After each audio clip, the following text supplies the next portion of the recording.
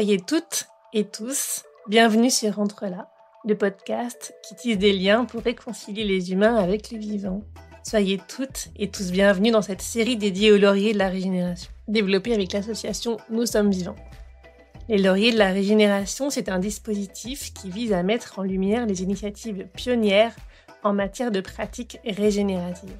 Au fil de ces interviews, vous allez voir que passer de la prédation du vivant à sa régénération, ça existe déjà, ça marche, c'est rentable et pérenne, et c'est bourré d'innovations et d'effets collatéraux à impact positif.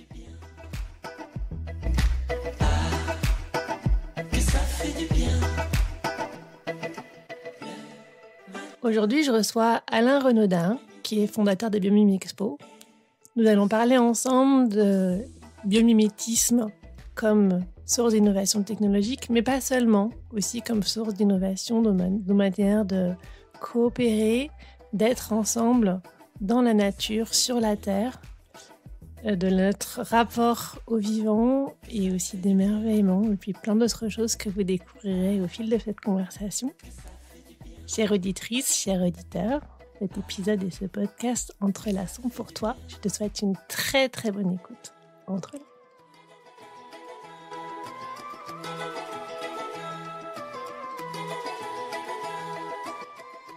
Bonjour Alain, merci beaucoup d'être avec nous pour le podcast Entre là.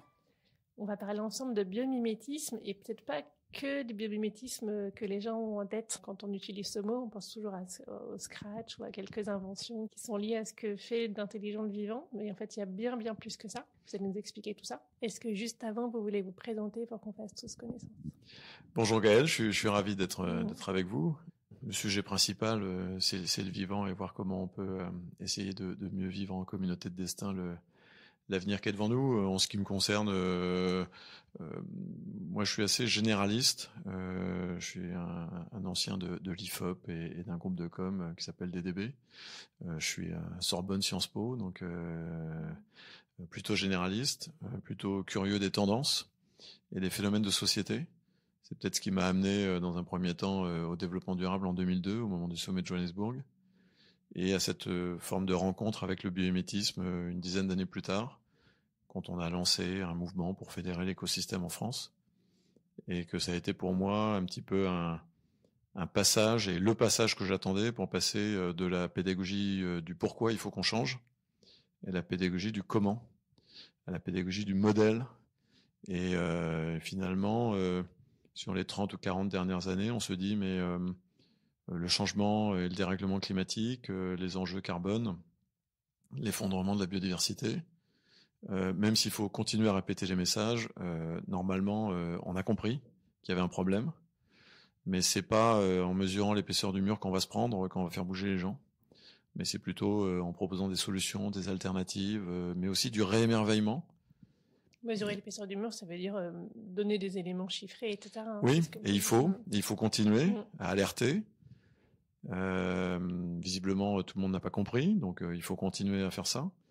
Mais, alors c'est peut-être mon passé d'études d'opinion et d'études politiques, j'ai un peu la conviction depuis très longtemps, ancrée assez profondément, que exposer des problèmes sans solution, ça peut aussi créer du déni psychologique ou de l'évitement, parce qu'on est une espèce prétentieuse qui n'aime pas avoir des problèmes sans solution. Et donc, aujourd'hui, il faut passer de ces sciences froides, le climat, le carbone, le dérèglement climatique, à des projets émotionnants qui donnent envie d'avancer. Et ce futur qu'on sait souhaitable, il faut aujourd'hui le rendre désirable. Et je trouve que à travers cette espèce de redécouverte, parce que honnêtement, c'est une redécouverte, hein, c'est pas un scoop, que le vivant est puissant, est génial, qu'on a beaucoup à en apprendre pour protéger nos espaces de vie et accessoirement en faisant ça nous-mêmes. Je trouve que cette idée, avant effectivement vous le disiez, d'être une galerie d'innovation technologique, c'est d'abord une révolution culturelle en fait, parce qu'on se prend une grande claque en redécouvrant que nous sommes peu de choses, que nous faisons beaucoup d'erreurs, et que le vivant qui est autour de nous n'est pas que un décor de vacances ou un stock de matières premières, c'est un super designer, c'est un super logisticien, c'est un super producteur de matériaux, c'est un super non polluant. Et qu'en fait, si on l'invitait autour de la table à essayer de réfléchir avec nous, il aurait beaucoup de choses à nous dire.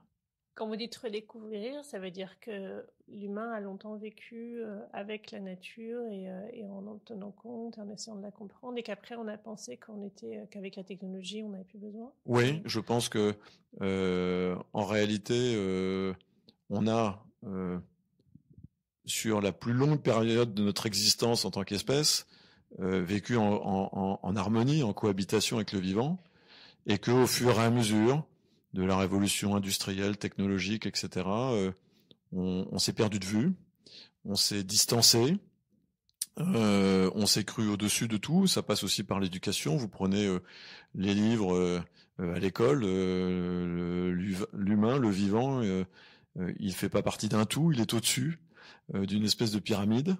Il est soi-disant plus intelligent que tout le reste.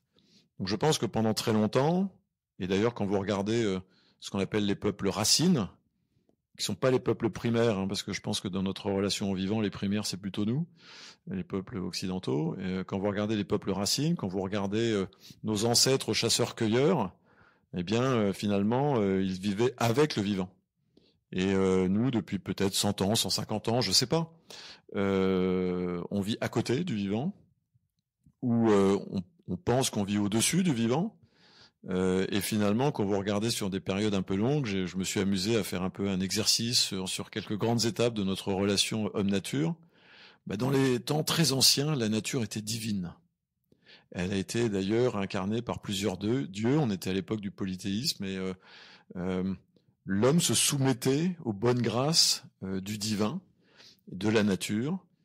Parfois d'ailleurs, chez les Aztèques par exemple, on en arrivait à des sacrifices humains. Je dis pas qu'il faut revenir à ça, mais entre-temps, on a quand même plutôt sacrifié la nature à l'homme et pas l'inverse. Et ensuite, le néolithique, on s'est sédentarisé, on a développé l'agriculture, donc on a voulu commencer à canaliser, à maîtriser les choses, à faire pousser des choses plus vite que nature. Et puis ensuite, 1859, une goutte de pétrole jaillit, le colonel Drake, la nature devient un stock, un enjeu de richesse, de pouvoir. Et puis ensuite, les années 60-70, c'est un peu lié à la conquête spatiale, à la photo Earthrise, levé de terre de 1968. On découvre qu'on est dans un monde fini. Et donc on se dit, il faut développer des parcs naturels, des aires marines protégées. Et cette cinquième étape du biomimétisme, pour moi, c'est une étape où on pose le vivant et la nature comme un modèle et pas comme une ressource, un stock. Et ça change pas mal de choses. Alors, poser la nature comme un modèle, ça veut dire quoi ?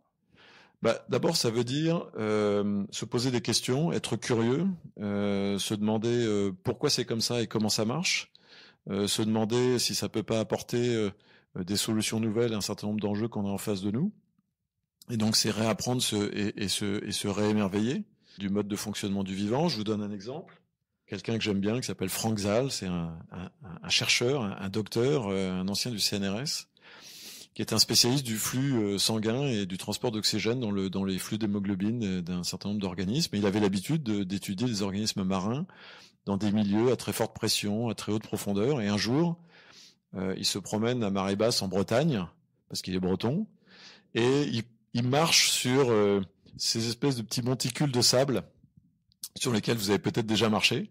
Sauf que lui, c'est un chercheur, et il se demande, mais comment le ver marin qui est en dessous fait pour respirer à marée basse ? Parce qu'on se détend, on est en vacances, on est sur la plage, chacun ses hobbies. Il se trouve qu'il a raison, sous ce petit monticule, il y a un ver qui s'appelle la Renicola marina. Et ce ver, il est sorti de l'eau à peu près comme tout le monde il y a 500 millions d'années. Et il est resté là, tranquille, dans l'estran, sur cette zone intertidale, comme on dit. Sauf que c'est la marée haute qui lui apporte son oxygène. Et donc, il doit avoir un truc, ce ver marin, pour rester 6 heures en apnée. Parce qu'il n'y a que des champions du monde dans le vivant qui nous entoure. Donc ce ver marin, la rénicole, c'est un champion du monde de l'apnée. Parce que en fait, à marée haute, il fait le plein d'oxygène et ensuite, il attend. Et il séquestre 156 molécules d'oxygène, c'est-à-dire 40 fois plus que nous qui en séquestrons 4, premièrement. Donc ça, il y a un truc, c'est intéressant ça, d'avoir finalement une hémoglobine super oxygénée. Deuxièmement, cette hémoglobine, elle est dite extracellulaire. Ça veut dire quoi? Ça veut dire qu'elle n'est pas encapsulée dans des globules rouges. On a, peut-être qu'on a le même groupe sanguin tous les deux, mais on a en tout cas certainement la même hémoglobine, et probablement pas le même groupe sanguin, mais c'est à cause des globules rouges. Et donc cette molécule est super oxygénée, elle est universelle, transfusable à l'homme, parce qu'elle n'est pas typée en matière de résus, et en plus vous pouvez la réduire en poudre et la compléter avec de l'eau pharmaceutique, vous avez une poche de transfusion pour sauver quelqu'un, là vous n'avez pas le bon résus et pas le camion frigorifique. Le sang humain, c'est 42 jours à 4 degrés, la durée de stockage. Tout ça pour dire que ça part d'une curiosité pour le vivant qui est autour de nous, d'une démarche scientifique ou en tout cas de décryptage, de compréhension. Et à partir de là, au bout de 15 ans de combat, Franck Zal a créé Marina et il propose aujourd'hui un produit que des chirurgiens utilisent sur des greffes de peau de grands brûlés ou pour augmenter la durée de vie de quelques heures d'un greffon en attente de greffe.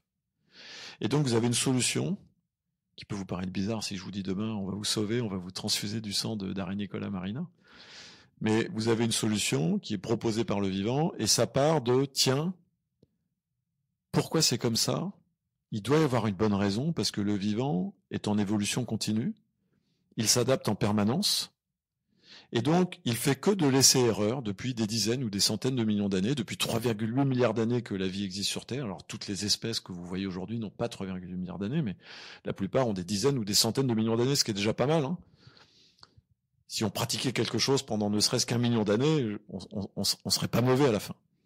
Donc imaginez quand c'est des dizaines ou des centaines de millions d'années. Et donc ça part de ça part de cette Nature Company, quoi, on pourrait dire, si on regarde ça comme un chef d'entreprise. Elle a un super département de R&D qui s'appelle l'évolution et l'adaptation continue. Et donc, ce vivant-là, il est capable de nous apporter un certain nombre de réponses. Il fabrique des matériaux à température ambiante et à pression ambiante. Si on reste dans le marin, vous avez des diatomées, qui sont des organismes unicellulaires marins sublimes, de formes diverses et variées, qui sont capables de fabriquer du verre à température ambiante à partir de la silice qui est dissoute dans l'eau, là où nous, on a besoin de hauts fourneaux à 1500 degrés. En plus, ça fabrique une coque micro-perforée qui en fait un filtre anti-UV parce que ces diatomées mettent en place de la photosynthèse, parce qu'il n'y a pas que les arbres qui font de la photosynthèse, les algues et les organismes marins aussi, beaucoup. Et donc quand vous observez ça, vous vous dites, tiens, il y a une espèce de savoir-faire assez génial qui peut peut-être nous permet d'économiser de l'énergie, de la matière, etc. Quand vous regardez vos structures osseuses, c'est ce qu'on appellerait, nous, de notre point de vue d'humain, un peu prétentieux, de l'additive printing, mais finalement, la construction additive, elle existe depuis 3,8 milliards d'années, on n'a rien inventé. Le vivant fabrique des matériaux qui sont les plus légers possibles, donc généralement ils sont dits alvéolaires, parce qu'on n'a pas besoin d'avoir une densité homogène de matière pour avoir quelque chose de robuste. Prenez vos os, il y a plus d'air que de matière, pourtant ils sont quand même assez costauds, assez robustes. Mais aujourd'hui, dans l'aéronautique, dans l'automobile, dans l'architecture, on essaye de fabriquer des matériaux qui vont mimer des structures osseuses et qui peuvent économiser 20, 30, 40% de matière pour les mêmes coefficients de résistance mécanique. Et donc, le vivant est bourré finalement de génie, de leçons à prendre, si on veut bien tendre l'oreille, le regarder un peu différemment. Moi, c'est ce que je trouve intéressant, c'est ce que j'essaye de pousser à travers mon activité de conseil, à travers l'événement Biomime Expo que j'ai créé sur ce sujet-là, pour dire, on a autour de nous un super modèle et un super partenaire d'avenir, probablement le plus puissant, le meilleur joueur de l'équipe. Donc si on veut gagner le match du futur, ce serait quand même un peu bête de le laisser au vestiaire. Et on a, notamment en France, mais un peu partout dans le monde, mais notamment en France, une recherche d'excellence sur le sujet. On ne connaît pas assez la recherche en France, mais on a des acteurs de premier plan. On a aussi du génie entrepreneurial en France, avec des gens qui osent, qui ont l'audace de se lancer dans des aventures assez époustouflantes. On a aussi du génie industriel en France. Et donc on se dit, mais c'est une filière d'avenir absolument géniale. C'est aussi très rassurant de se dire que on peut s'inscrire dans une forme d'avenir en communauté de destin avec le vivant qui nous entoure. On n'a pas une espèce de responsabilité à protéger ou à sauver la planète. C'est pas l'homme qui va sauver la planète, c'est évidemment la planète qui va sauver l'homme, si on veut bien reconsidérer que nos vies en dépendent. Évidemment, il faut protéger la planète. C'est intéressant d'ailleurs de voir ça comme ça, parce qu'on sort de cette vision qui est à la fois très supérieure, très culpabilisante, au point où, enfin, ça n'empêche pas la culpabilité de l'humain, mais je veux dire, c'est tellement culpabilisant que ça met certaines personnes en situation d'impuissance totale, et puis en tout cas, ça met en position de domination. Oui, c'est un drôle de point de vue de considérer que nous, espèces humaines, avec nos petits 300 000 ans, on devrait sauver un truc qui fonctionne depuis 3,8 milliards d'années et qui n'a pas eu besoin de nous pour fonctionner aussi bien pendant aussi longtemps, qu'on est en train d'abîmer, mais qui nous survivra. Et donc la question, c'est pas tellement de sauver la planète, c'est de sauver l'humanité en protégeant la planète. Parce qu'on a besoin de cette planète en bonne santé, mais l'inverse n'est pas vrai. On va l'abîmer, mais la vie continuera. Et le challenge, pour être un peu taquin, c'est de se dire, mais finalement, nous, l'espèce la plus évoluée, est-ce que si nous continuons comme ça, nous aurons... d'ailleurs, peut-être pas. Oui, peut-être pas d'ailleurs. Est-ce que si on continue comme ça, nous aurons été l'espèce la plus éphémère sur Terre?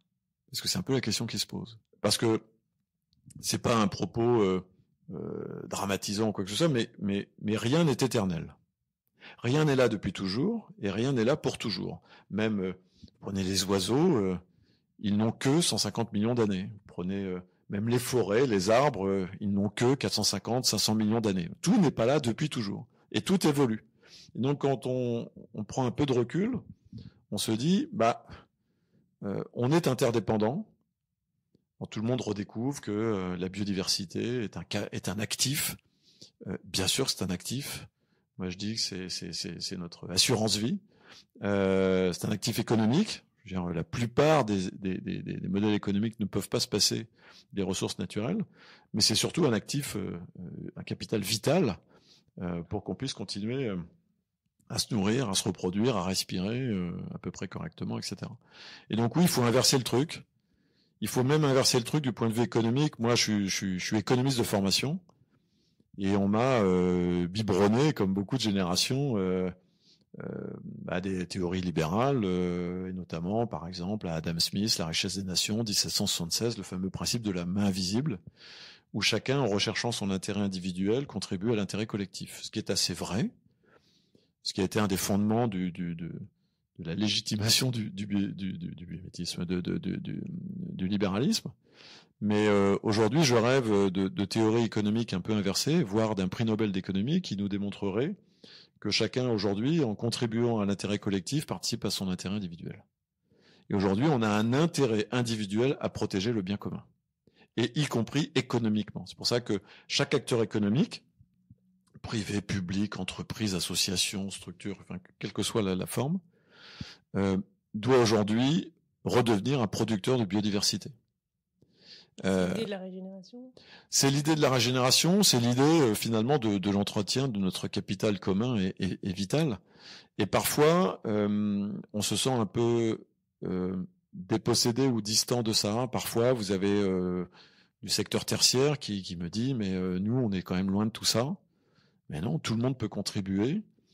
Tout le monde, à un moment donné, agit sur les choses. Ça peut passer par du financement, ça peut passer par une implantation industrielle quelque part sur un territoire, ça peut passer y compris par nos actes de consommation.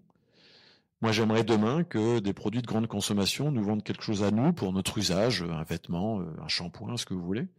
Mais qu'en achetant ce produit-là, on achète aussi quelque chose pour le vivant et la planète.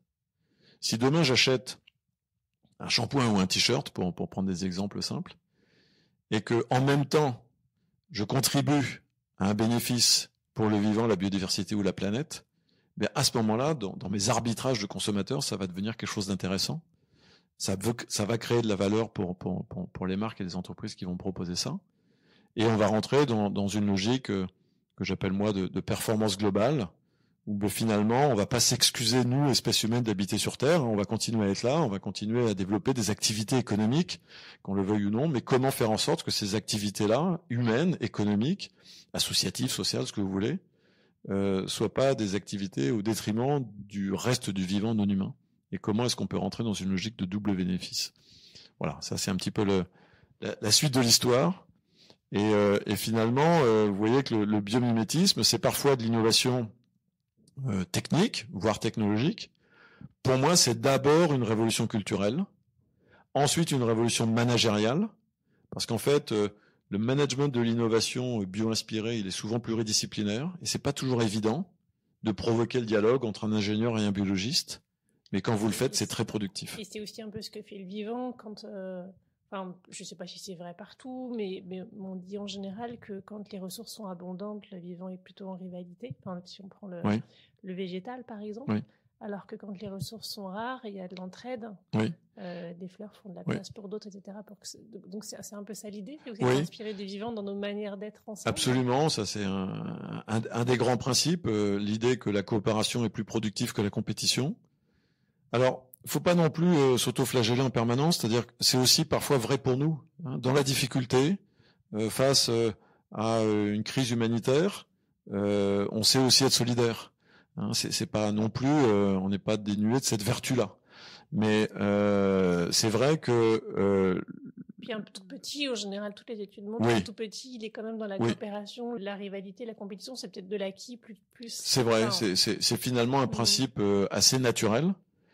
Il y a aussi de la compétition dans la nature, mais en réalité, quand vous regardez, je sais pas, la résilience d'un biotope, d'un écosystème, c'est beaucoup de diversité et d'interaction. C'est pour ça que j'aime bien, ça ressemble un peu à une blague, mais dire que dans biodiversité, ce qui est important, c'est diversité.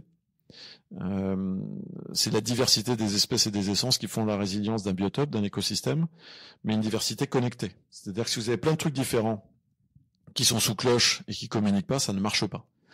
C'est aussi pour ça que c'est intéressant quand vous regardez les différents étages, les différents strates sur un sol, de prendre conscience que si vous n'avez pas le connecteur que peut représenter le champignon mycorhizien qui va faire le lien entre le mycélium qui va apporter des nutriments et de l'eau et le réseau racinaire de l'arbre qui va apporter lui en échange du glucose issu de la photosynthèse, si vous n'avez pas cet étage des champignons mycorhiziens qui font du deal, qui font de l'échange, qui sont le New York Stock Exchange de la forêt, d'une certaine manière. Si vous n'avez pas cet étage-là qui crée des connexions, qui crée des ponts, qui crée des échanges, qui crée du flux, eh bien, ça se passe beaucoup moins bien. Les croissances, les taux de croissance sont moindres. Et donc, le vivant, et nous aussi, on a besoin d'être connectés, on a besoin de diversité. Et aujourd'hui, on a besoin d'être inventif, on a besoin de créer des nouvelles solutions, et ça viendra aussi de notre capacité à diversifier les regards et les compétences sur les problèmes qui sont posés sur la table. C'est ça que moi je trouve absolument savoureux dans le biomimétisme, c'est que c'est souvent pluridisciplinaire, et en fait, on ne voit pas un objet de la même manière. Davantage, que quand on fait d'autres innovations ou quand on utilise d'autres types de technologies, parce que c'est... Enfin oui, pourquoi? Je pense que oui, d'abord parce que le modèle d'étude est lui-même un modèle composite qui nous dit que la résilience vient d'une capacité à créer des interactions entre des choses différentes. Et donc déjà, le modèle de référence qu'on prend quand on travaille sur le biomimétisme est un patchwork qui est vivant par sa diversité. Ensuite, il se trouve que c'est un avantage et un inconvénient du biomimétisme, c'est que c'est pas une science en tant que telle, c'est pas un silo, et c'est pas non plus une discipline qui s'applique uniquement dans un secteur d'activité.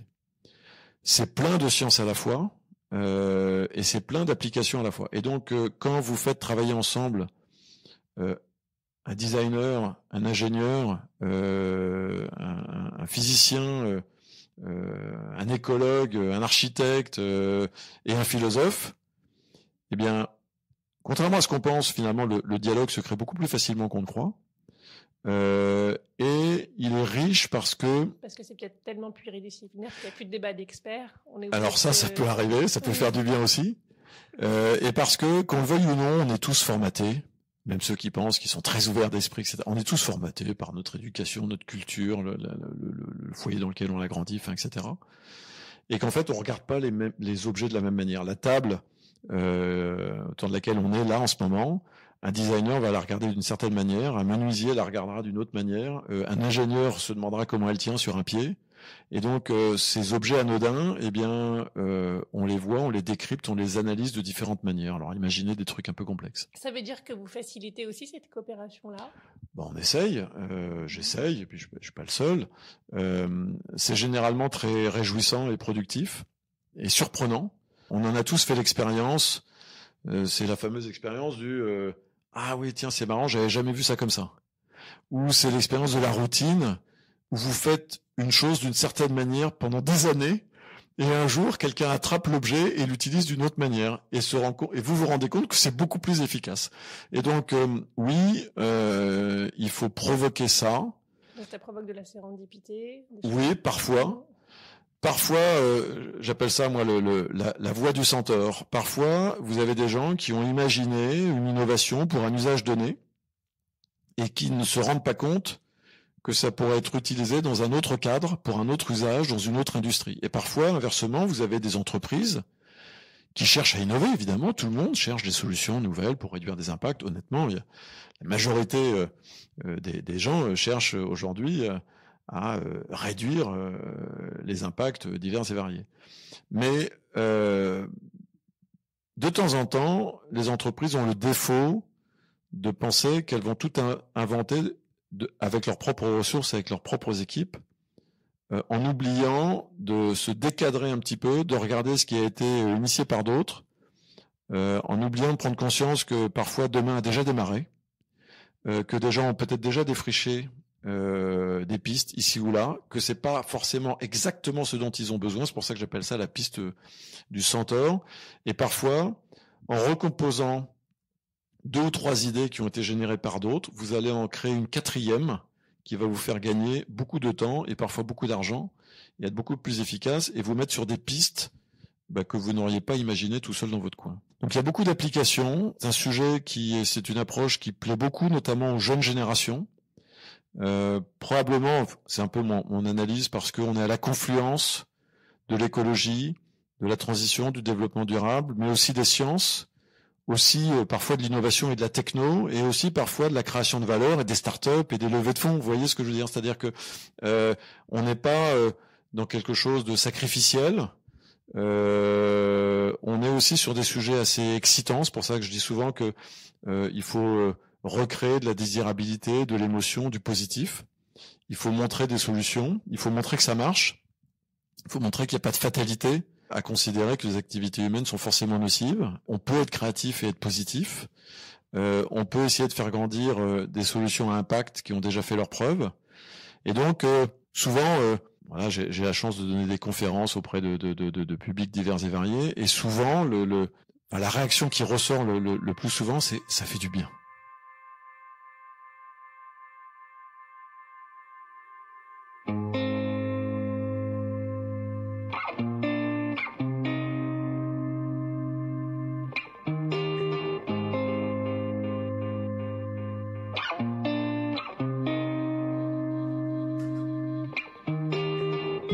Au-delà des orages, je pars en voyage, mon âme au vent, le cœur éléphant.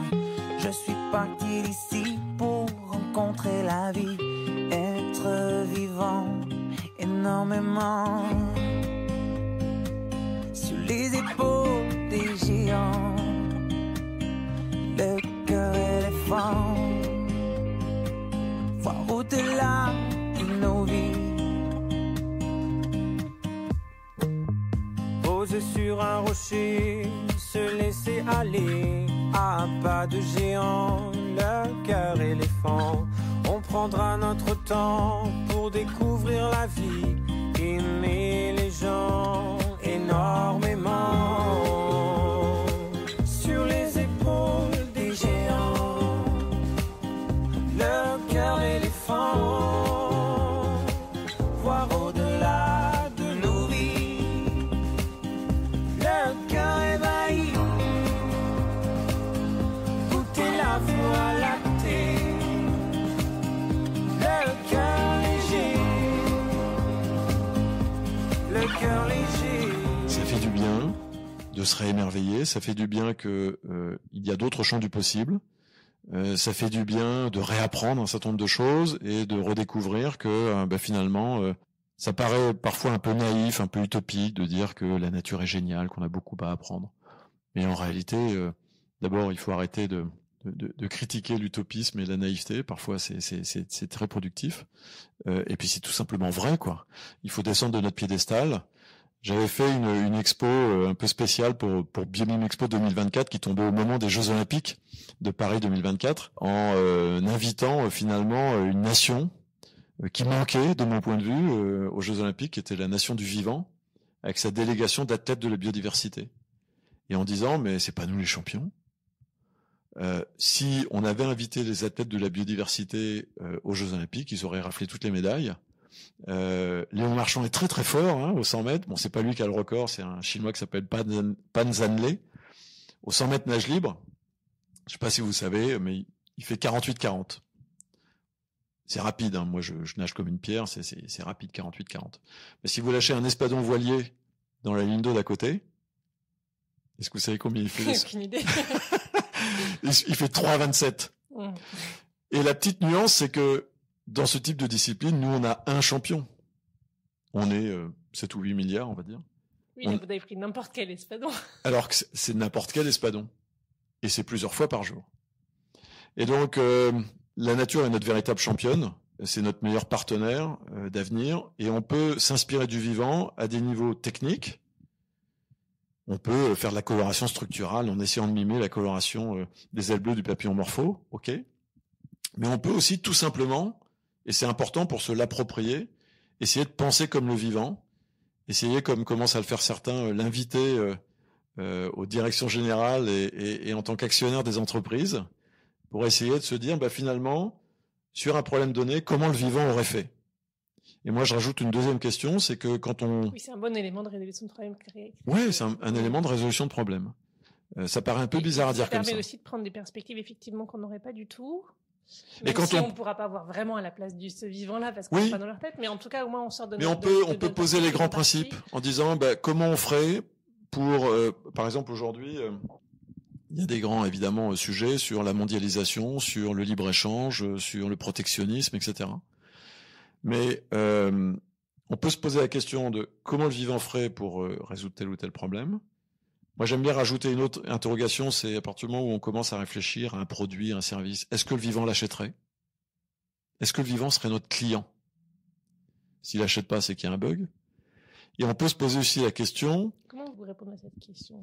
Est-ce que si par exemple j'ai un produit extrêmement énergivore et très polluant, il y a peu de chances pour que le client l'achète et soit mon client. Et donc, il faut que je retravaille ma copie. Oui, donc c'est la nature en tant que système dans ce cas-là. La nature en tant que système, la nature en tant finalement qu'élément d'arbitrage sur les choix qu'on peut faire. Et au moment où on se pose plein de questions sur le libre-échange, etc., moi, depuis longtemps, j'aime bien dire que finalement, l'industrie standardisée et mondialisée n'existe pas dans le vivant. Le vivant, il est toujours adapté à un écosystème, à un moment de sa vie, à un biotope de proximité. On n'a jamais vu faire un castor faire 2000 bornes pour aller chercher son bois, vous voyez ce que je veux dire. Donc, on se source localement. À partir du moment où vous vous sourcez localement, ça change tout parce que vous prenez soin de votre biotope de proximité. Et on pourrait se dire, finalement, le vivant, / le commerce mondial, c'est une mosaïque d'écosystèmes. Et chaque écosystème doit trouver une forme d'autorésilience. Je prône pas en disant ça le protectionnisme à tous les étages, mais raisonnablement, on ne doit pas non plus se mettre en forte situation de dépendance de quelque chose qui est très loin de chez nous et dont on est fortement en non-maîtrise, d'une certaine manière. Et donc, reconsidérer le monde qui nous entoure comme une mosaïque plutôt que comme un système global, c'est aussi une façon de poser des éléments de réflexion, pour réfléchir à d'autres systèmes. Et alors, quand on parle de biomimétisme, par exemple, si on reprend le cas des vers dont vous parliez tout à l'heure, pour faire cette innovation, est-ce que vous avez capté plein de vers, donc dans ce cas-là, puisé dans les ressources, ou est-ce que vous êtes inspiré des modes d'action et en fait, vous ne puisez pas dans les ressources? Alors, L'idée, c'est évidemment de reproduire des systèmes et pas de les exploiter. Alors il y a plusieurs façons de faire. La première façon de faire, c'est de partir d'un problème donné, d'essayer de trouver des solutions, économes en énergie, résilientes, etc. Parfois, c'est, je le disais tout à l'heure, partir d'une posture de curiosité, d'humilité et se dire tiens, ça marche comme ça, qu'est-ce qu'on peut faire de ça? C'est-à-dire que, par exemple, vous avez, on a un sujet sur, on va prendre des sujets concrets et lourds sur, en matière d'agriculture, sur l'usage excessif de pesticides et d'insecticides. Et donc, on peut se dire, bon, comment est-ce qu'on fait pour trouver des alternatives? Avec pour autant la nécessité d'avoir un modèle économique pour que les agriculteurs vivent de leur métier et puissent produire des denrées alimentaires. Donc soit vous vous dites, on va faire comme d'habitude, on va tuer tout ce qui est nuisible ou considéré comme nuisible, mais on va avoir un problème au fur et à mesure pour redoper avec des intrants chimiques la croissance des plantes. Soit vous vous dites, tiens, comment font les insectes pour se reproduire si je veux qu'ils se reproduisent moins pour protéger mes cultures? À ce moment-là, vous avez une start-up qui s'appelle M2I, qui part du mode de fonctionnement des insectes entre eux pour communiquer. Et vous vous dites, finalement, c'est l'insecte femelle qui envoie un message, qui disperse ce qu'on appelle une phéromone, donc une substance chimique volatile odorante. C'est un message pour attirer les mâles. C'est comme ça que ça marche. Donc vous pouvez essayer de faire en sorte que les mâles retrouvent moins les femelles pour que ça se reproduise moins, pour qu'il y ait moins finalement de développement et que ça soit moins nocif pour les cultures à protéger. Donc à ce moment-là, vous développez une formule biomimétique de la phéromone sexuelle femelle, vous la démultipliez pour la concentrer à haute dose, vous la développez et vous la dispersez au-dessus de cultures à protéger, ce qui fait que le mâle, quand il arrive sur zone, il est tout embrouillé, on appelle ça de la confusion sexuelle. Il a du mal à retrouver les femelles qui les intéressent, donc il n'y a pas de reproduction, donc il n'y a pas de larves qui sont les principaux ravageurs.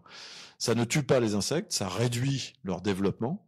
Ça ne tue pas non plus les autres insectes, parce que la phéromone, c'est une substance, une molécule dite intraspécifique, donc ça ne dérange pas les voisins. Et la molécule, quand elle retombe au sol, elle est 100% biosourcée et biodégradable, donc ça ne dérange pas.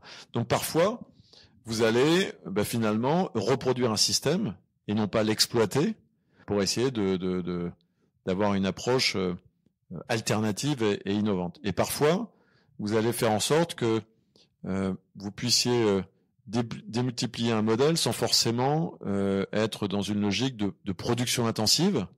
Et donc, par exemple, Franck Zal, avec sa molécule, lui, il a plutôt développé un élevage de vers marins pour pouvoir être capable de développer une molécule utilisable pour des chirurgiens sur des greffes de grands brûlés ou sur finalement la conservation de greffons en attente de greffe.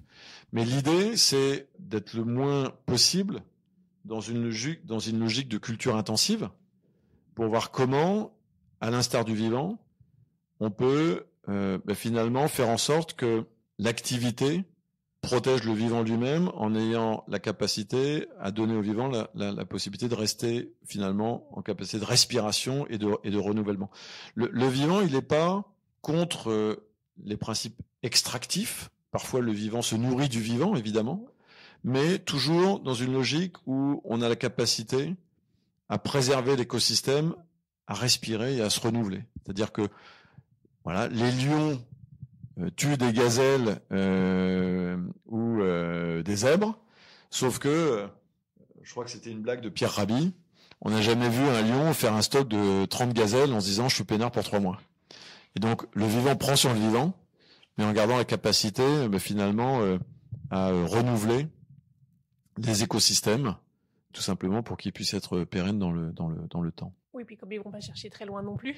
Exactement. Ils vont rester dans leur ici. Et puis c'est toujours cette idée que finalement on est dépendant de son écosystème, de son biotope, et donc on a tout simplement un besoin vital de faire en sorte que ça dure. C'est aussi bête que ça. C'est-à-dire que finalement l'épuisement des ressources c'est un peu un fusil à un coup.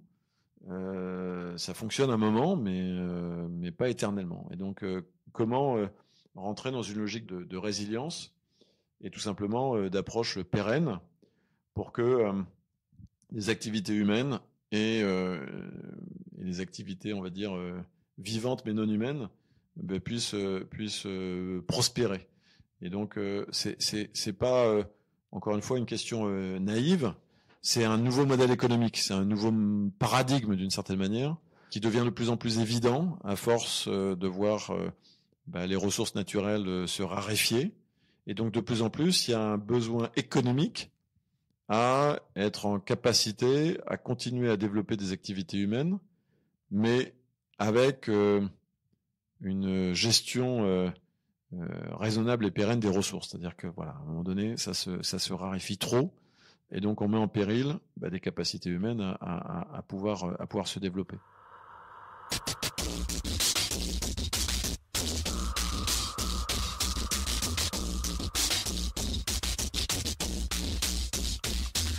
Approche-toi petit, écoute-moi gamin. Je vais te raconter l'histoire de l'être humain. Au début y avait rien, au début c'était bien. La nature avançait, y avait pas de chemin. Puis l'homme a débarqué avec ses gros souliers, des coups de pied dans la gueule pour se faire respecter. Des routes à sens unique qu'il s'est mis à tracer. Les flèches dans la plaine se sont multipliées, et tous les éléments se sont vus maîtrisés. En 2 temps 3 mouvements l'histoire était pliée. C'est pas demain la veille qu'on fera marche arrière. On a même commencé à polluer les déserts. Il faut que tu respires, et ça c'est rien de le dire. Tu vas pas mourir de rire, et c'est pas rien de le dire. Et donc il y a des dimensions philosophiques, il y a des dimensions économiques, il y a des dimensions qui sont parfois technologiques, mais principalement l'idée c'est de réinventer un nouveau modèle où en tant qu'espèce humaine, on se réintègre à l'ensemble du biotope et on se dit finalement on n'a pas d'autre solution que de se mettre dans une forme de communauté de destin et de refaire société avec le vivant qui nous entoure. Donc c'est tout penser avec en fait. Ouais, c'est penser avec. C'est pas évident, hein. Vous avez beaucoup d'acteurs économiques qui sont passionnés par le biomimétisme, qui savent pas toujours très bien l'attraper. Il faut aussi, nous de notre côté, qu'on soit pas dans une logique de chapelle.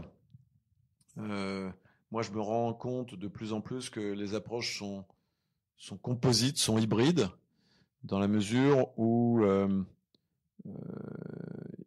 il faut ce qu'on appelle des solutions basées sur la nature, il faut des solutions inspirées de la nature, il faut des solutions qui relèvent plutôt de l'éco-conception, il faut des solutions qui sont plutôt de l'ordre de ce qu'on appelle le biocontrôle ou la bioassistance, etc.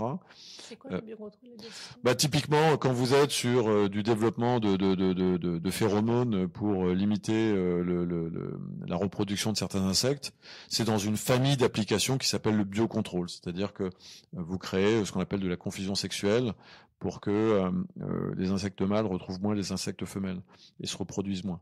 Mais c'est une norme qui fait qu'on appelle ça comme ça.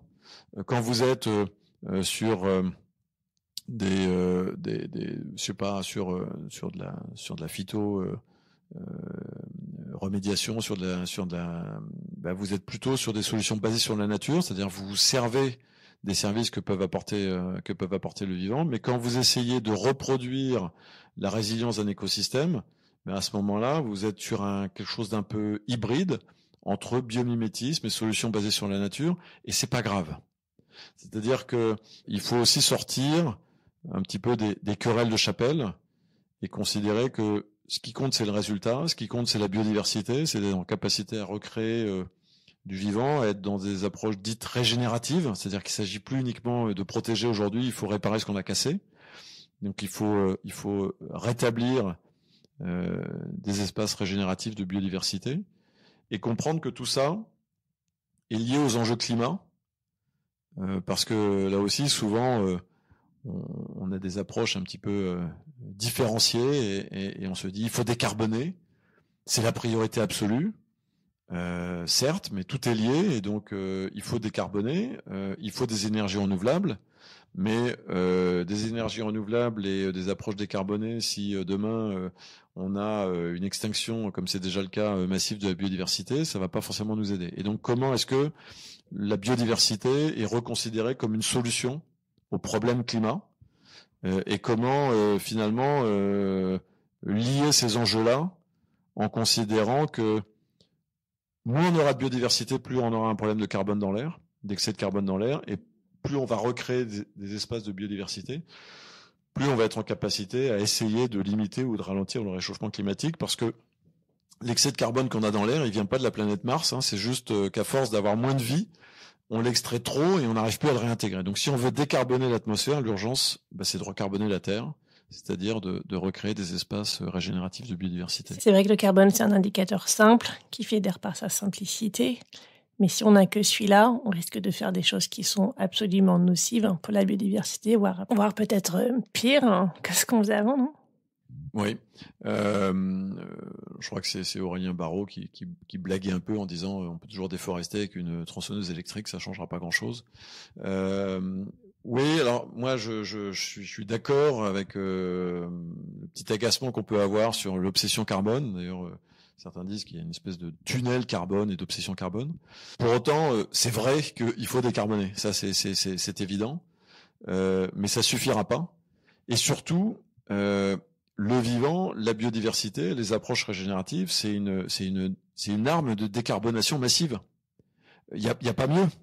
Il y a franchement pas mieux. Et je vois que les programmes biodiversité sont en train de monter, pas tout à fait à hauteur, mais quand même sérieusement, quand même à hauteur des programmes carbone.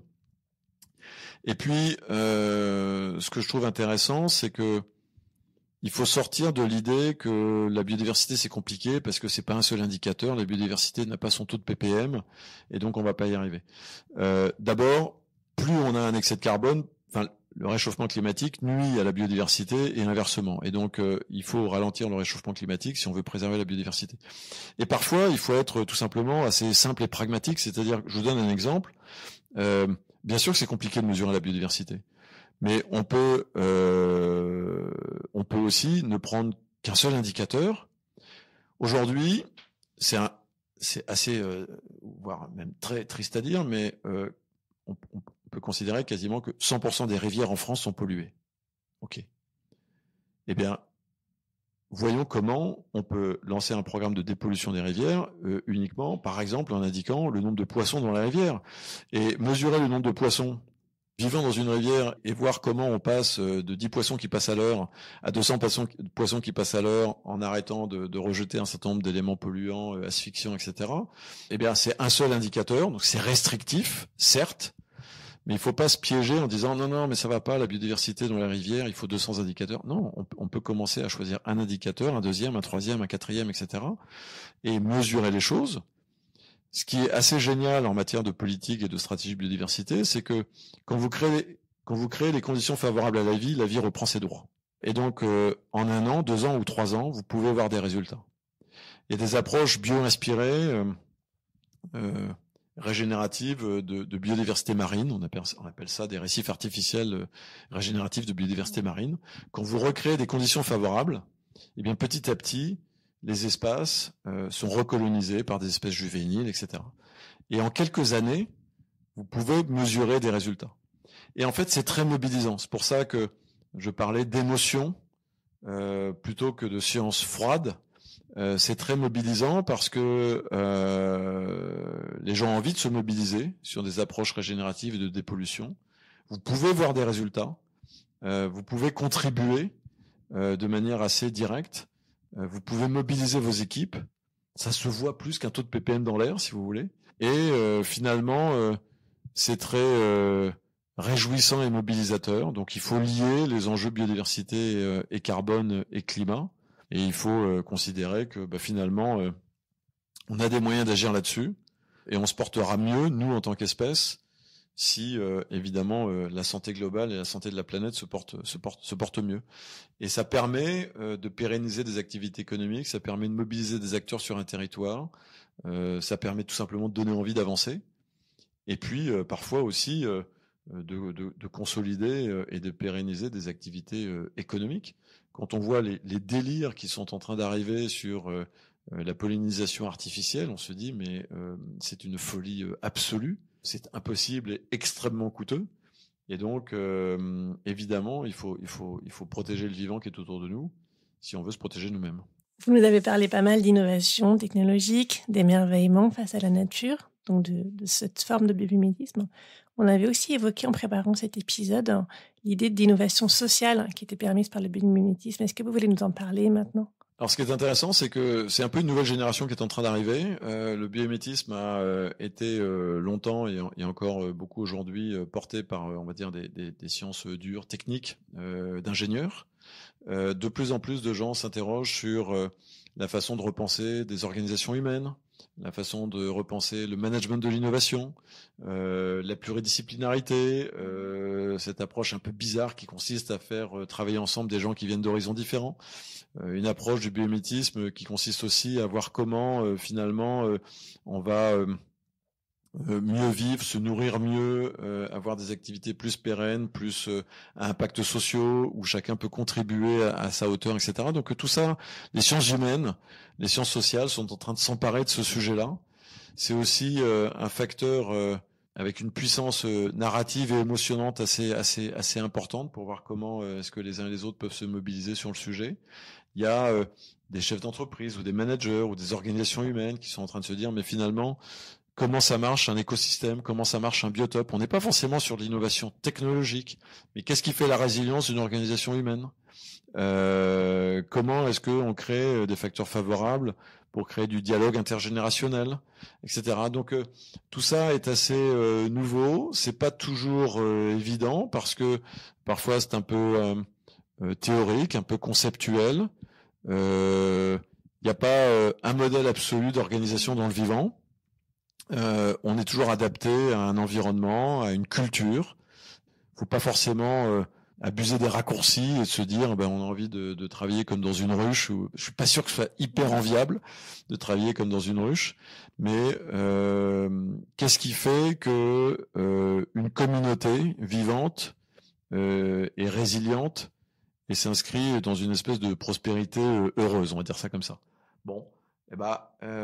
Finalement, la façon de repenser la pérennité d'une organisation humaine, la façon de manager une équipe ou une entreprise ou une activité publique, enfin peu importe, la façon de penser la résilience d'une ville, d'un écosystème urbain, la façon de reconsidérer que, par exemple, nos villes ne doivent pas être des espaces dédiés exclusivement à l'homme, mais qu'il faut inventer le vivant parmi nous.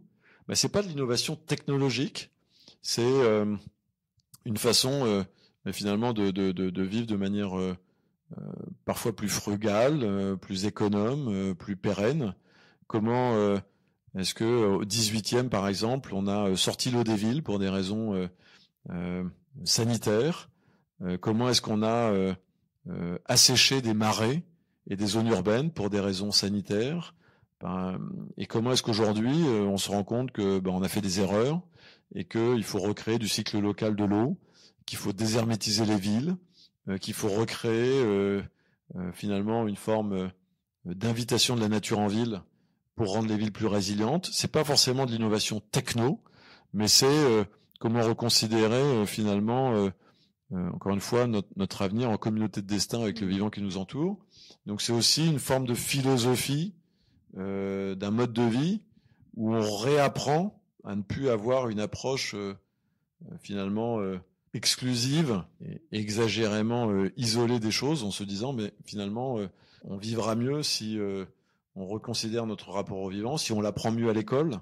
Ça peut être des choses toutes bêtes dans ce que vous dites. J'essaie d'illustrer. Vous voyez des gens qui ont des jardins avec des grandes pelouses qui, par exemple, qui tondent, voilà, qui tondent régulièrement.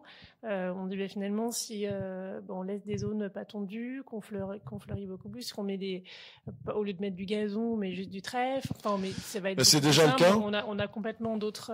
On a tout un écosystème qui peut renaître. Puis si le jardin est assez grand, on fait un petit étang et puis d'un seul coup ça devient un espace pour des oiseaux migrateurs et puis il y a un tas de choses qui se passent. Enfin, Oui, c'est exactement. aussi un petit peu ça, de reconsidérer finalement ce qui est beau peut-être un peu différemment. Oui. Dire ce qui est beau, c'est pas le gazon tout plat et le terrain de Oui. golf, le green à la fin, mais c'est autre chose. C'est peut-être quelque chose, c'est peut-être un terrain un peu différent avec des arbres, des fleurs, des papillons, un tas d'animaux qui passent.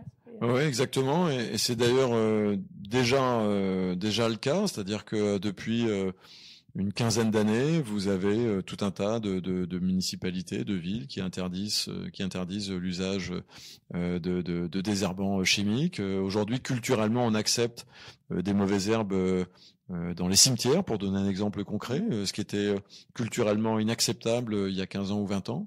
On reconsidère que finalement planter des arbres dans des espaces urbains, c'est pas juste une question de décor, mais c'est aussi un certain nombre de services écosystémiques qui peuvent être rendus pour participer à du cycle local de l'eau, pour participer à une réduction de la température, etc.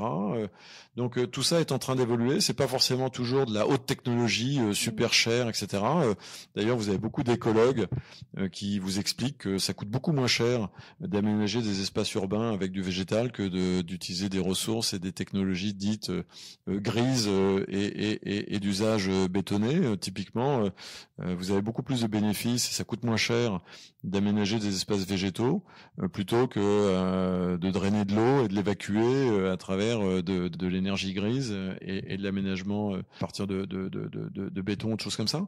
Donc oui, tout ça est en train d'évoluer. On est en train de redécouvrir des choses assez basiques, des changements de comportement, des changements d'usage, des bénéfices dits écosystémiques. Souvent, on se rend compte que typiquement des aménagements, ce qu'on appelle de l'agriculture urbaine, ça va pas remplacer, mais ça va venir en complément, mais ça va créer du lien social, ça va créer de l'échange, ça va créer de la reculturation à cette connaissance du vivant. On apprend de moins en moins la biologie et le vivant à l'école, ça désespère un certain nombre de scientifiques qui veulent qu'on réapprenne finalement la nature et le vivant qui nous entoure dès l'école, voire dès l'école primaire. Aujourd'hui, on sait par cœur reconnaître des marques uniquement avec leur logo, sans forcément avoir leur nom, mais on est souvent incapable de reconnaître 5 feuilles d'arbre et de savoir reconnaître des poissons, des arbres ou des oiseaux. On arrive un peu à la fin de notre échange. Est-ce qu'il y a une chose dont on n'a pas encore parlé que vous voudriez dire avant qu'on conclue ? C'est pas toujours évident d'abord de faire la pédagogie de l'évidence. Oui, vous dites pédagogie de l'évidence, parce qu'il y a plein de choses qu'on a devant nous en fait et qu'on ne regarde juste pas. C'est une vraie révolution culturelle que de réapprendre à faire corps finalement avec le reste du vivant qui nous entoure, sans être dans une approche théorique ou utopique. C'est pas toujours évident. Le cher et regretté Hubert Reeves disait que le facteur principal bloquant, il appelait ça le putain de facteur humain, pardon, mais c'était son expression à lui, en disant mais finalement c'est pas la connaissance, c'est pas la technique, c'est pas ça le problème, c'est notre capacité finalement à nous parler, à redécouvrir un certain nombre de choses, à être capable de sortir des habitudes. C'est pas toujours facile parce que vous avez parfois des contraintes économiques quand vous êtes face à un outil industriel qui a coûté cher et qui a encore besoin d'être amorti financièrement. Quand vous êtes dans le domaine de l'agriculture et que vous avez besoin d'assurer des rendements agricoles, il faut voir comment petit à petit apporter des solutions innovantes. Je pense que aujourd'hui, ce dont on a essentiellement besoin, c'est le changement d'échelle sur des solutions qui sont déjà expérimentées. Il y a plein d'alternatives possibles, il y a plein d'initiatives. Demain a déjà démarré. Il y a plein de gens assez formidables partout, qui ont beaucoup de compétences, beaucoup de talents. C'est pas forcément ceux dont on entend le plus souvent parler. Donc, il faut faire grandir les expérimentations et les solutions qui sont déjà lancées. C'est pas forcément, en fait, la prise de risque principale. C'est pas d'être innovant, c'est d'essayer de se fermer les yeux et de se dire qu'on va continuer comme d'habitude. C'est plutôt ça le risque principal. Mais encore une fois, il y a plein d'alternatives, il y a plein de solutions. Aujourd'hui, notre enjeu, c'est de changer d'échelle et c'est d'accélérer ce qui a déjà fait ses preuves. pour proposer des alternatives, mais qui sont là sous les yeux et sous la main. Changer d'échelle juste pour qu'on soit sûr de vous comprendre. Changer d'échelle, ça veut dire que parfois, on a des initiatives, des expérimentations qui sont super pertinentes, mais qui traînent pendant trop longtemps sur un ou deux cas, et que aujourd'hui, on a besoin de favoriser le retour d'expérience, le partage de cas concrets. On a besoin de montrer à des gens qui ont innové que c'est possible et qu'une expérimentation sur un sujet donné peut passer de 1 à 10, de 10 à 100, de 100 à 1000, etc. Et parfois, cette accélération-là, oui, le changement d'échelle. Ouais, le changement d'échelle. Parfois, ça peut passer aussi par une forme de prise de risque raisonnable, par de l'impulsion privée au public. On manque aussi de projets stratégiques et de visions stratégiques, y compris à un niveau politique. C'est pas récent. Ça fait longtemps qu'on manque de projets stratégiques, et notamment en France ou en Europe. On devrait être capable d'être un peu visionnaire, d'être un peu audacieux et ambitieux, dans le bon sens du terme, sur des innovations de rupture. Je trouve que c'est un peu désespérant de voir aujourd'hui que on repart dans une forme de folie et de surenchère, de spirale d'armement et de défense. Je suis pas sûr que l'avenir de l'humanité passe par un surarmement global des pays et d'une stratégie de défense jusqu'au boutiste. Je trouve qu'on est en train de perdre beaucoup de temps et beaucoup d'espoir, alors qu'en réalité, on sait bien les directions générales qu'il faut prendre et les sujets prioritaires qu'il faut qu'on développe. Mais ça demande de la vision, de la stratégie, parfois de l'audace et une capacité à accélérer et à faire changer d'échelle les solutions innovantes qui sont celles que tout le monde attend. Personne n'attend qu'on se réarme à mort pour combattre nos voisins, mais tout le monde attend qu'on puisse avoir une production agricole qui se porte bien, qu'on puisse respirer l'air de nos villes et de nos campagnes, que les jeunes aient envie d'avoir des enfants, qu'il n'y ait pas de problème de reproduction. Voilà, sinon on va avoir un sérieux problème de pérennité de l'espèce. Et il faut surtout redonner de l'envie et de l'espoir aux gens. Voilà. Et finalement, reproposer des solutions en harmonie avec la nature qui nous entoure. On a bien vu au moment du Covid que c'était ça qui donnait envie aux gens. Il y a eu un manque de relations au vivant et de relations à la nature. Et on se rend compte que finalement, ça fait un bien fou de réapprendre, de se réémerveiller et de reconsidérer un avenir viable et pérenne, et c'est le seul possible. Encore une fois, en équipe avec les autres formes de vie qui nous entourent, parce que de toute façon, on ne peut pas vivre seul sur Terre. Alors, merci pour tout ça. Merci beaucoup.